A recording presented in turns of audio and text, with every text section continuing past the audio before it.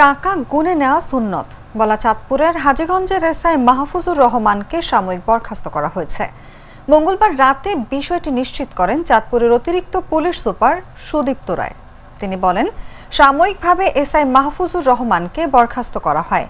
এ ঘটনায় অতিরিক্ত police super circle Pankaj দেকে প্রধান করে ৩ সদস্য বিশিষ্ট কমিটি গঠন করা হয়েছে।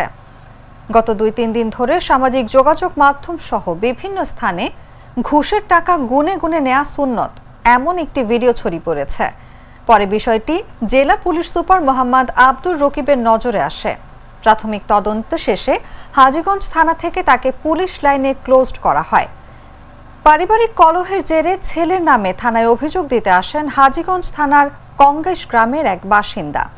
অভিযোগ দিতে এসে এসআই মাহফুজকে দিতে হয় ঘুষের প্রথম কিস্তি। তারপর পুত্রবধূ এবং ছেলে বাবার কাছে ক্ষমা চাইলে পারিবারিক সমস্যা মিটে যায়। তবুও এসআই মাহফুজকে দিতে হয় ঘুষের দ্বিতীয় কিস্তি। আর সেই কিস্তি নিতে গিয়ে তিনি বলেন, টাকা গুনে নেওয়া সুন্নত।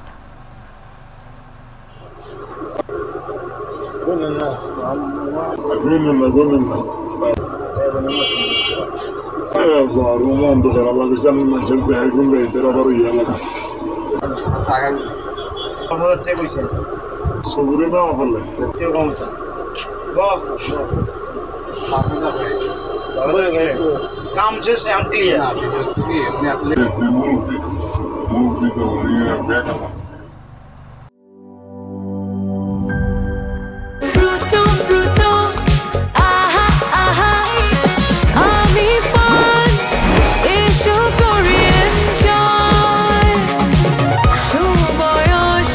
প্রাণ ফ্রুটো, সময় অসময় ফ্রুটোময়।